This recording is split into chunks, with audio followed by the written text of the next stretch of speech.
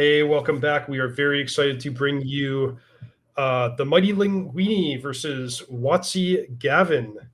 Um, we have Urzatron versus Mono Black Coffers, both decks that we've seen in action. We're expecting this to be uh, competitive, and we wouldn't be surprised to see either player win, though this will probably be a little bit faster and more explosive than the last couple of matches you've watched.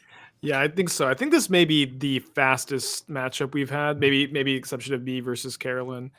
I actually really like Carolyn's decision to keep this hand, even though it doesn't have Tron on turn 3. It's something you hear a lot. Oh, although it does have Tron on 3 actually. But just the fact that she's on the play against in a slower matchup with the ability to rebuild through a Field of Ruin. I feel like this is just almost exactly the kind of hand you want to be keeping on the play in the matchup. Yeah, that's cool to see because, if you gave someone Tron who'd never seen Tron before, they'd have no idea what they're doing. But if you gave Tron to somebody who had just like read a primer or been given some tips or played a couple of matches, they probably would have done the formulaic move of mulliganing that hand due to not having the guaranteed Tron.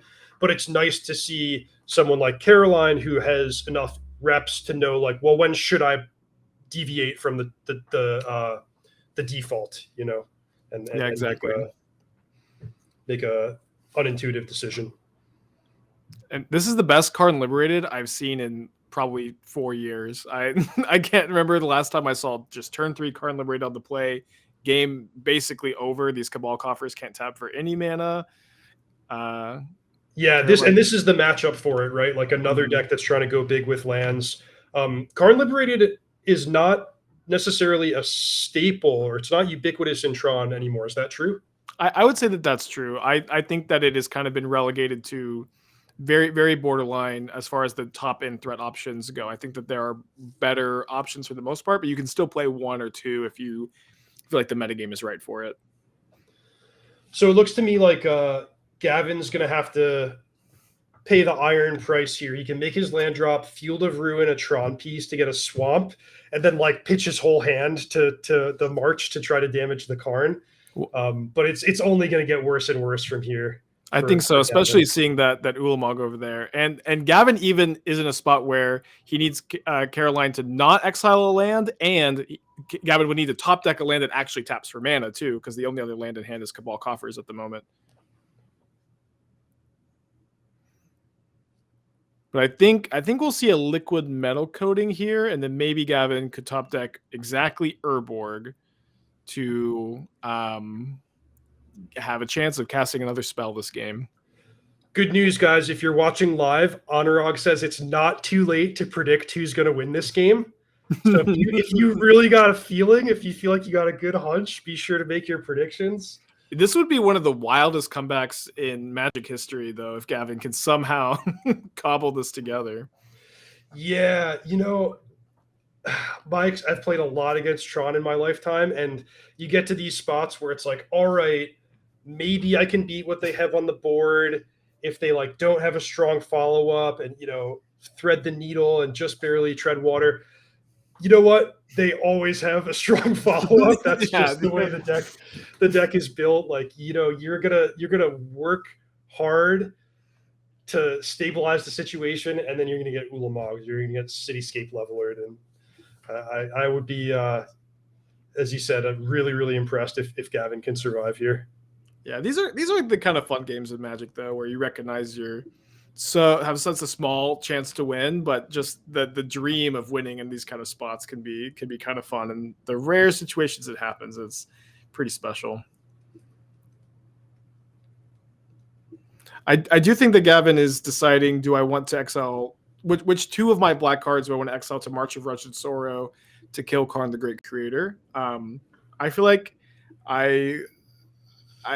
there's not a good option here, so I don't envy being in Gavin's shoes very much. But kudos to him for still taking the time to figure it out.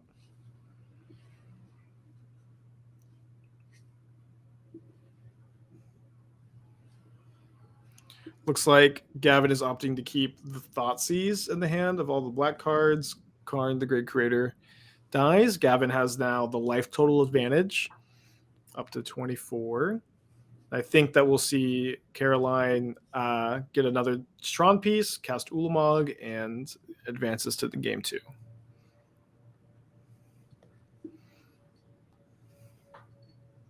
Yeah, looks like that's about it. If you can get the flawless victory, opponent having 0 permanents, it's the way to do it. Yeah. Unlike your deck, Everett, where you often win the game with like 1 or 0 permanents left. All the eggs. Yeah, let's go. Yeah, kind of the opposite. I think I did that the first game of today's stream. I think I sacrificed almost everything but just the Inkmoth Nexus. Yeah, now that was the only match that Caroline played so far, and you kind of steamrolled. Like you really were able to put on super fast clock. She mulliganed. Mm-hmm. So it's nice now with Caroline winning that game 1 that we've kind of seen everyone's deck able to do its thing. Now, from my perspective, I'm not necessarily looking forward to the prospect of playing against Tron in my match. But for the purpose of the broadcast, we want to see everyone get to play. We want to see what all these decks can do. Yeah, for sure. I think that this is a game that really highlights an issue that Mono Black Coffers has. Your deck is full of Fatal Push and Damnation and Bloodchief's Thirsts.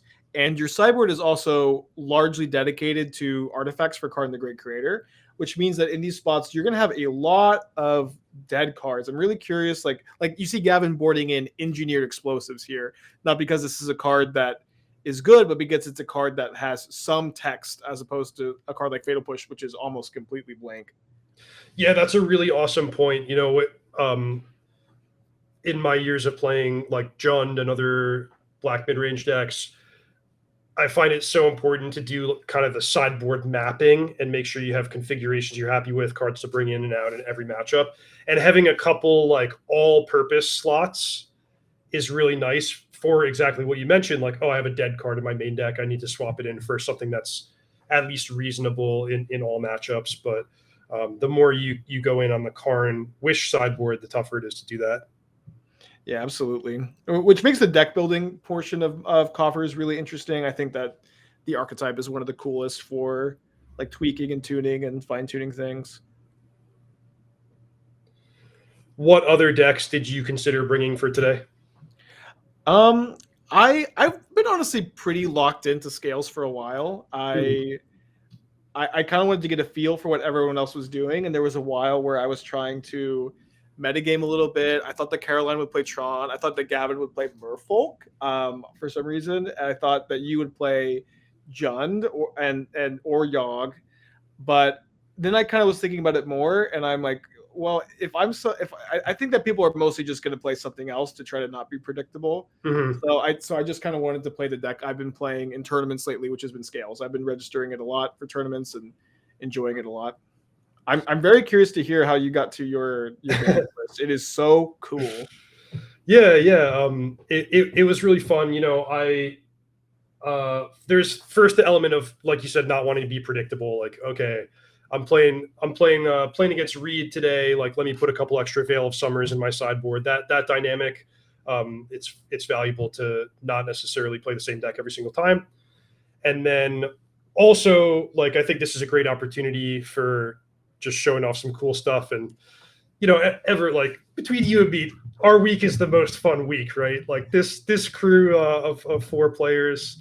You're not going to see a bunch of Rakdos versus Rhinos over and over and over again, right? Yeah, I think so. I think of all the weeks so far, our lists have been the sweetest, with maybe mine being the least sweet, to be honest. Well, I mean, you certainly put on a show gameplay wise, so that can be forgiven. Too nice. I'm also like incredibly excited that Explosives was really good this game. I don't think I've ever seen Engineered Explosives be like an actively good card against Tron, but just played turn 1, killed Expedition map turn 2. It's something like you can almost never see Mono Black do, destroy an Expedition map. Very, very funny. Yeah, it's awesome. Like, Tron is so good at letting you not cast your spells in a relevant way, not interact. So anytime you can just get any trade, like, oh, I killed the expedition map, it feels so good. Yeah, absolutely. And Gavin is in, I think, very good position here. Caroline mulligan to 5. We get to Field of Ruin to guarantee no Tron next turn. We get to play Karn the Great Creator to turn off the map. There's going to be kind of an interesting Karn fight here. I don't know who's favored from this spot, but I would probably put the advantage bar towards Gavin just because the Stony Silence is so much more relevant for him than for her. Right. Yeah. I mean, you already see expedition map and One Ring turned off. I also really like Gavin's position having the backup Field of Ruin so that Caroline can't, quote unquote, natural Tron. And then, yeah. Okay. So I was going to say getting the first to turn liquid metal coating on would be nice, although Karn prevents that from happening. But maybe if Gavin's willing to just do a big March of Wretched Sorrow and get the liquid metal coating going, like he can lock up the game even if it costs him a lot of resources to do so. Yeah, I think that there's a good chance that Caroline pluses on the expedition map to pressure the Karn, which may make it difficult for the March to kill the Karn this turn. Although it looks like Gavin would at least just be able to spend mana and pitch enough to kill the Karn. Although Caroline is going down, I'm very curious what she's going to get here. Not that I've ever played this matchup, but in Pioneer, when you face this Karn versus Karn thing, one card I always consider is Sky Sovereign. That's probably not in the Tron deck. I don't think that it is. I actually think that the One Ring has been a big Karn killer in these kind of games where you have Ring, they turn off your Ring with their Karn, but then all of a sudden you can play your Karn, animate the Ring, and hit their opposing Karn for 4. That old secret +1 ability, very nice.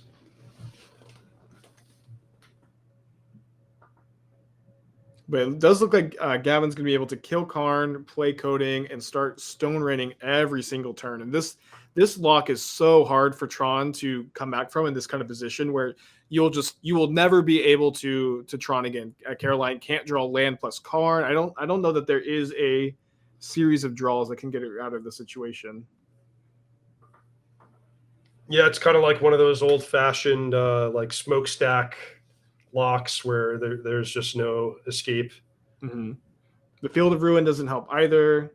Gavin also has some pressure with the Bowmaster. Bowmaster can get, I guess not with a Karn the Great Creator in play, but can get pretty big against the Chromatic Stars and Chromatic Spheres sometimes. Well, she at least has protection from everything this turn. All right. Something.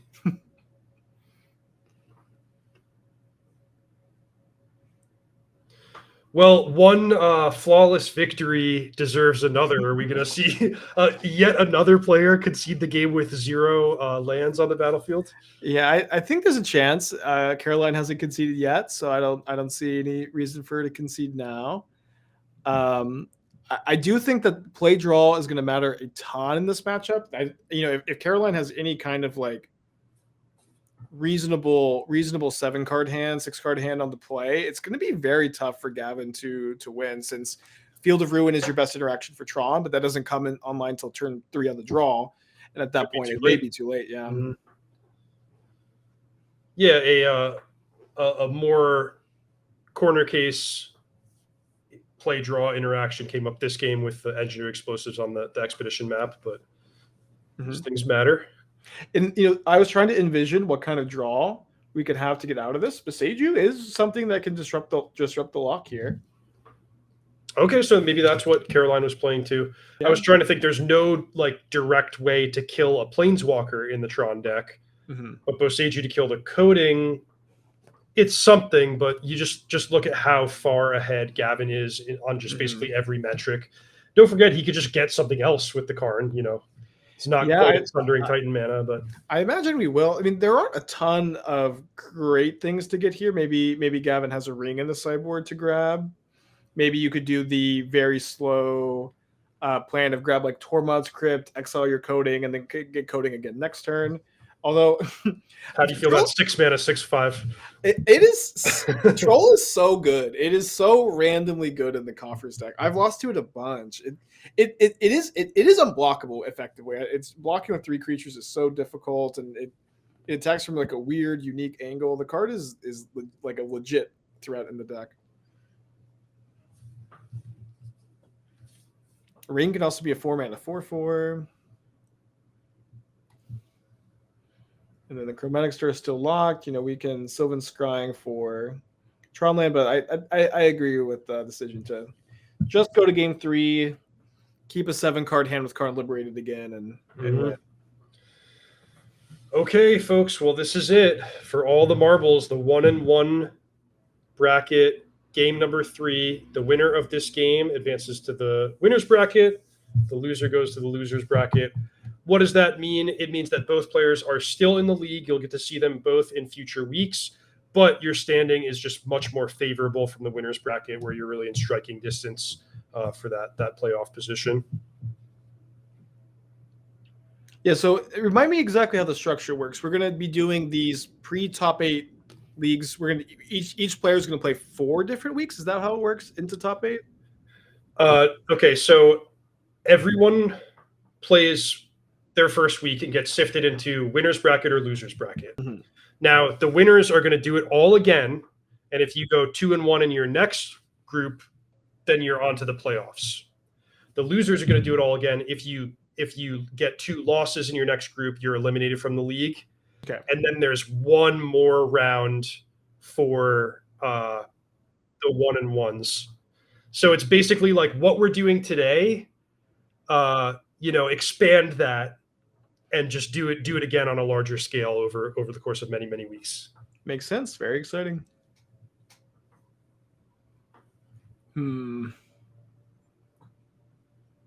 Very interesting. Both players have their mana engine, Tron and Urborg Coffers, but neither player really has any meaningful pressure beyond that. Gavin doesn't have any disruption for Tron, doesn't have any discard effects, and Caroline doesn't have any top end threats either. Could maybe cycle Chromatic Star into something, but now if you opened the Urzatron 101 textbook, it would say to keep this hand. Would you agree with that? Like I would agree that you should be keeping this hand just on a very surface level. My understanding of piloting normal mono green Tron is not super comprehensive. It's not a deck that I'd even consider myself particularly proficient in.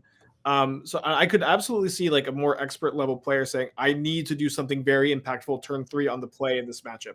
On the draw, I think this is like a hand that I would love to keep on the draw in this matchup. Like you're going to symbol Tron turn 4, you're going to do your thing. But just because Field of Ruin isn't online till turn 3, I really want to slam something on the play here. But again, there's also the dynamic of mulliganing against the Thoughtseize deck that you have to take into mind. And it seems this is one of the closest hands I've seen in a while, I think. Yeah, the good news is you have the Chromatic Star, so you have at least 3 cards before to find something for turn 3. Ancient Stirrings is turned on because of the star. Even Relic is another cantrip. Yeah, I think the keep is pretty reasonable, and I'm excited to see how the hand develops. I'm excited to see if this Bowmaster is going to be pretty meaningful pressure against the Chromatic Star and the Relic. I think, assuming that she's just going to be doing some cycling, we're going to have at least 4 power over on Gavin's board, which is not something you usually see out of the Coffers deck this early. Okay, so this is looking good for Caroline. You cycle the Chromatic Star, you cast the Ancient Stirrings, you see 6 more cards, looking for a Karn of any flavor, maybe a Wormcoil Engine, or not quite at Ulamog, but you could easily envision her getting there. Yeah, Ulamog is definitely the kind of card, like, as soon as you draw it, like, you could feel confident that it's going to resolve at some point over the course of this kind of matchup. Warping Whale is an interesting one. Could get the Bowmaster off the field if we want to cycle the Relic this turn. I imagine that the Stirrings is going to get cast after the trigger resolves, though.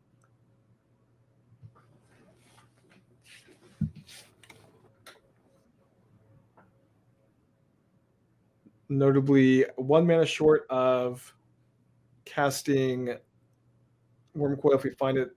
Caroline finds Oblivion Stone. Okay, that's kind of action, depending on the Yeah, circumstances. it's yeah. I mean, it's Stone is pretty rough in this matchup where it doesn't kill Ring and it can't kill Karn either. Can clean up Shieldred, can clean up Bowmasters though, which is what Gavin has at the moment. So is lining up okay against Gavin's draw of no Field of Ruin, no Karn, no Ring. And then I if Caroline's gonna hold up Warping Well, I kind of like that. You could maybe I guess protect Relic from a Thoughtseize is maybe not exactly accurate, but yeah, that is the way you're gonna find something powerful to do here at least. Although it looks like, well, it's definitely a very tricky spot. I'm not sure if that's what I do here or not. Oh, and off the top, there is a Field of Ruin. Although I guess there's plenty of Sylvan Scryangs in the hand over there. Yeah, that's another thing to like about Caroline's hand is if Gavin keeps, on the strength of having like one or two Field of Ruin effects, then you can at least rebuy your fallen Tron pieces in the long run. I wonder if we'll see. I guess it's unlikely we'll see the Warping Will do anything. I imagine we probably just want to lead into the Oblivion Stone to clean up the board.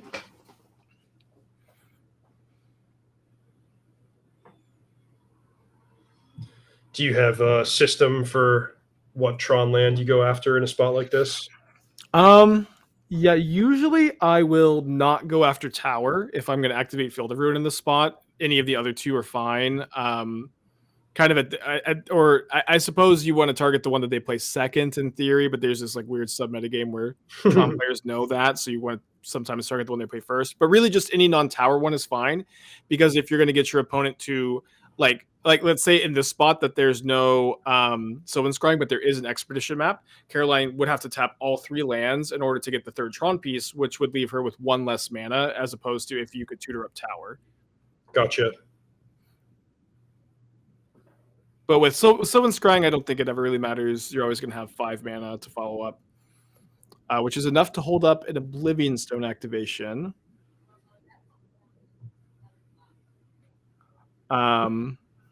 That seems like what Caroline's going to opt for, which lines up very well against the Shieldred and Gavin's hand. Gavin currently doesn't have too many options in hand, but we could just very easily see a Karn, the Great Creator, off the top. Maybe see another Field of Ruin off the top. Oh, going back for the Relic, which I like. I like this line. Like you can like holding up Ostone is only good against Shieldred, but Ostone will be good against Shieldred anyways. So just getting the Relic out, making sure that you can get a cycle down seems fine. Yeah, makes sense. Yeah. I really liked how Tron decks have adapted to have like 1 or 2 Urza Sagas as their utility lands of choice.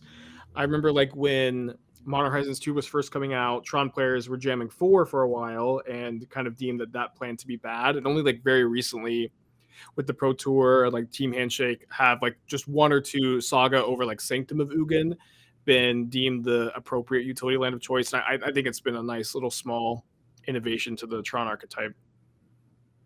Yeah, just something that you can find with Expedition Map and Scrying if you have all the mana in the world and need some action.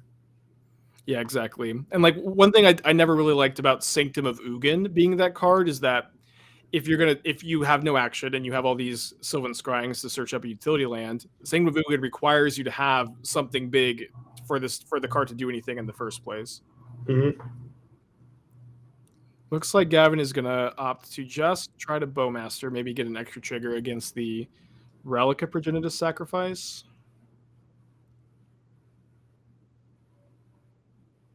I think it's good to cast it here, even though you're playing into the O-Stone. You get the extra trigger. You have to force the O-Stone and try to clear the way for Shieldred here. Yeah, this is a pretty typical like playing around board sweepers moment where you have to not play everything so that you can rebuild afterwards, but you have to play enough that your opponent is respecting your board presence and has to actually invest the mana and use the Oblivion Stone. Yeah, one of the hardest skills I think to like master Magic. Like how much do you commit into the sweeper?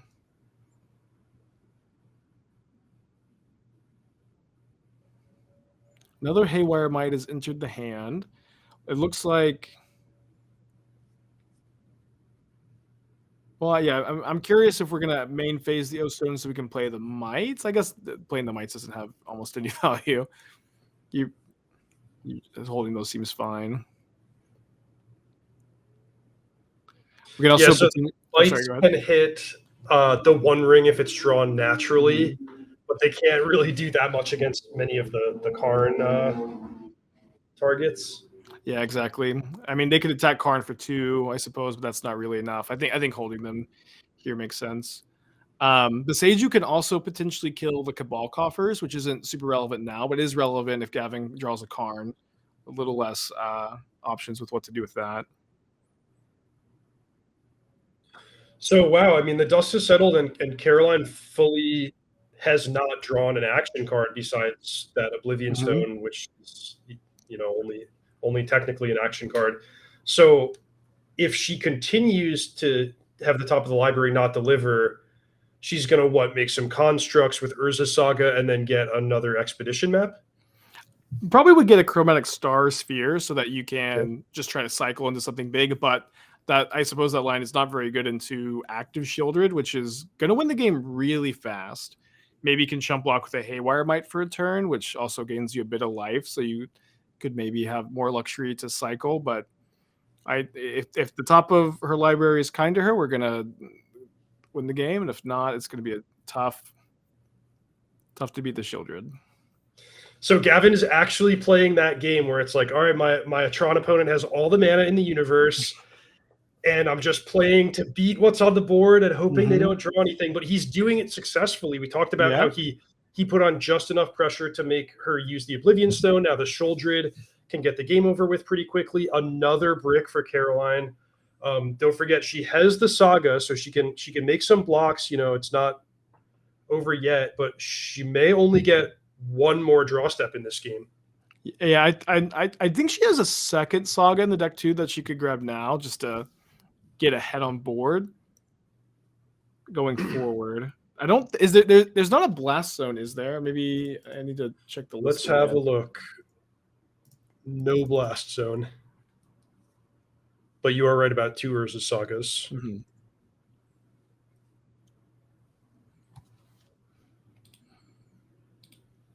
Let's see. And Gavin can kill the Might pretty easily. Can kill the Might and the Construct to get in a little bit extra damage. So Caroline goes up to 11, down to 7.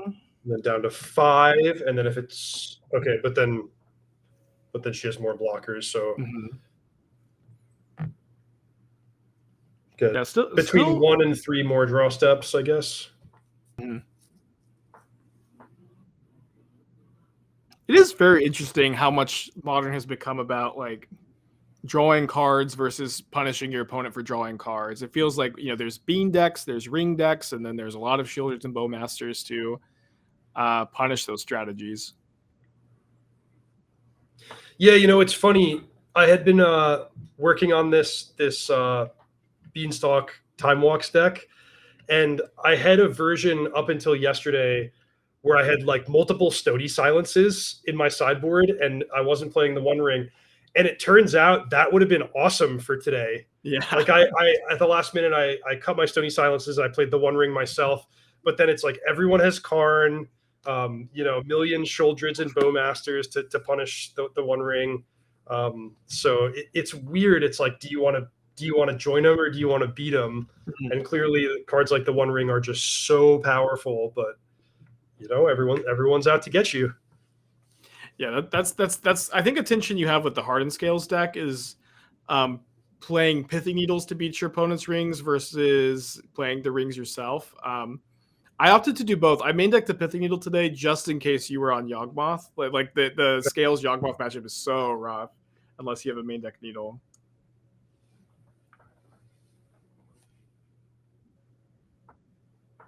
Okay, so Gavin is up to 22. I imagine that the Construct is going to try to chump, but it's going to get edicted by Shieldred. Flavorful.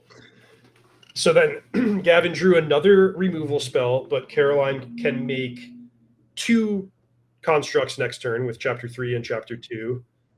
So the game should continue, but it's really crunch time. I mean, Carolina has not drawn anything, gone through 1/3 of her library so far, and just needs a little help off the top.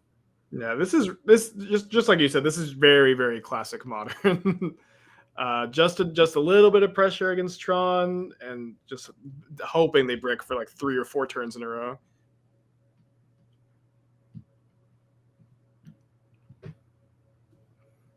And that is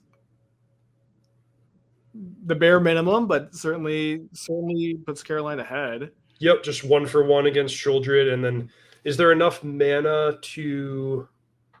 So you can't really make the first construct because that one would die to the stone. I mean, unless you want to somehow not crack the stone right away and like try to block for a turn and put some fate counters. But Yeah, anyway, I was just talking through, like, it seems the dust is going to settle and Caroline's going to have a clean board and probably 2 construct tokens from chapter 2 and chapter 3 of the remaining saga. Yeah, I think so.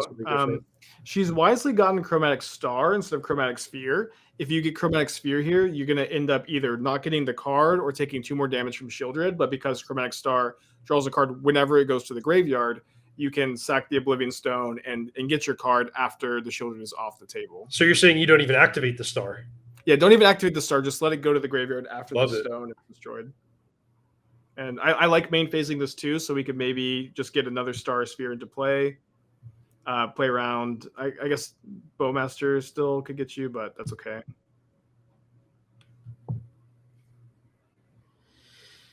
All right. Okay, so now Gavin needs to re-establish a clock before before the Tron player draws anything. This is good. What's so funny about this ring draw is Caroline just drew 2 of her mites, both of her Haywire mites already this game. There's not a Haywire mite to get off this Urza saga. Yeah, it's true. They got killed in Thoughtseize. Now, does she have a Pithing Needle? Probably not in the main deck, or in her library. Probably not. We'll see that. Like, there is one in the sideboard, but so were those Haywire mites at the beginning of this match. So maybe the Pithing Needles snuck their way in. All right, we're gonna see how the Mighty Linguini chose to sideboard for this fateful game 3. I actually really like the decision to board a Needle, potentially, where you're never going to want to Karn, or you're not often going to want to Karn for Needle, since your Karn already shuts off Oblivion, the One Ring anyways. Although 2 Haywire mites is probably enough tutor targets. So Caroline did not make a construct there. I think that's probably okay, where Gavin's at 20, has protection from everything. Maybe you just are trying to dig for Ulamog or Karn. Sure. Make sure the Magical Line is working properly with this attack. All right. Good.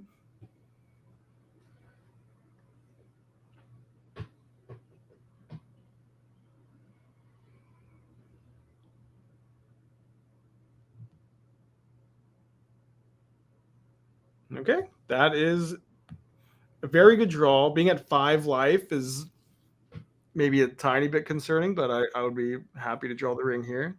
I like Caroline's 1 ring more than I like Gavin's 1 ring. Yeah, I think Although you make a good point about the life total, and if Gavin's deck is designed to win the 1 ring battles. If he finds Bowmaster, Shieldred, or Karn, I could be singing a different tune, but just by sheer power of top decks and amount of mana, I like Caroline's position. And boy, that is a powerful top deck. Not castable this turn, but going to be very hard for Gavin to win if he doesn't draw. She also can't get Thoughtseized, right? Because of the protection. That's true, yeah. Karn, huge top deck, turning off the ring, but Ulamog can just come down, exile Karn and the ring immediately. And Gavin notably doesn't have Cabal Coffers this game to have a super big turn or anything. I think... I mean, and then I guess Shieldred's Edicts can kill the Ulamog. Usually very difficult for mono black decks to deal with indestructible creatures, but Not only can Children's Edict answer it, it can even just make you sacrifice a non-token creature so the construct can't block for the removal spell. I don't know what we're going to get. Maybe liquid metal coating. Maybe random Phyrexian Metamorph, or the Metamorph is in Caroline's sideboard, I think, not Gavin's. Yeah, never mind. So Gavin doesn't know what's in Caroline's hands. So he's still playing in the world where like, all right, I hope my opponent doesn't have much. What you have to worry about on the board here is you don't want to somehow let your Karn get killed by the opposing construct and then free up the One Ring. So the coding is, I guess that's nice to consider for next turn, but I would be careful if you play that and use it in the opponent's upkeep, then they just kill your Karn and then you're out of luck. Mm-hmm. There's maybe a scenario where Caroline draws like a 1-mana artifact and then tries to bait a Shieldred's Edict on the construct by attacking the Karn. And then, having the Ulamog survive. It would be like a really high level play that would just like, totally forget about ever dealing damage with the construct. It probably is like really unrealistic play, but sometimes like just watching both players' hands can. Yeah. So from our perspective, Gavin would be best served to pitch one march to the other. She's doing it. This is awesome. But with his lack of knowledge, it makes total sense that he would use the Shieldred's Edict, and this is going to work out really poorly for him. This is an incredible line that I think if I was like just not looking at either hand, I don't think I would have like ever pulled the trigger on this. Yeah, really nice one. And then now there's just all of a sudden no answer for the Ulamog, no action for Gavin, and going to be very, very tough to beat without good top decks. And if Caroline does not activate her One Ring anymore, then the Ulamog will outrace her own life loss. So that's good for her. Doesn't need to find anything more.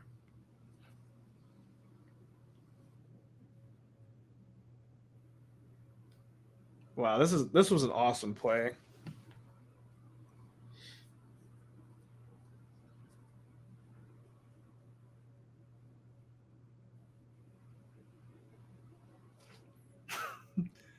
Okay, so I guess it's going to come down to Gavin's top deck next turn, assuming Caroline isn't tinted by the ring and draws the extra cards. It does look like a Shieldred would win the game, so there's maybe some concern for trying to play around top deck Shieldred by just tapping your ring. What about that Urborg though? Urborg plus Dismember. Oh, okay. Well, I think it's more so Gavin's library size than life total that matters, as far as just shrinking the. For Caroline's Dismember, I see. I don't. Yeah. I was just responding to your comment about Shieldred being a possible win. I don't know how I just said like the Dismember has been such a blank card in her hand for so long. I just had forgotten it was there. But yes, I think that because you have Dismember for Shieldred, you just don't want to tap the ring. That is the same conclusion. She comes here after some thought, which is great. Karn Liberated is in play now. Things are looking really good. With the Dismember in hand, I'm not sure what it is Gavin's trying to hope to top deck. Now, I always want to think the March of Wretched Sorrow gives -X, but it's just damage, right? That's totally ineffective against Ulamog. You can gain life, but then you'll just die to the decking. Mm-hmm. Oh, yeah, and can pretty freely draw 2 cards here. I like this a lot. Although I suppose now... Bowmasters, though. Yeah, Bowmaster is a problemo. So is that what it's going to come down to? Is one draw step for Orcish Bowmasters? Yeah, I think that perhaps another copy of Shieldred's Edict, if there are any more Shieldred's Edicts in the deck for Gavin, could buy enough time for the ring to kill Caroline. But I think Bowmaster is There's more of those in the deck. Oh, okay. There we go. Great. Nice. Another play that was invisible to me. This is awesome. Like, I don't think I would have pulled the trigger on the O Stone, bait the strategic line. That line was great. And Karn liberated, exile your own ring. I don't know that I've ever seen a player pull the trigger on that, but it was super, super meaningful here. Yeah, great move. Really like that.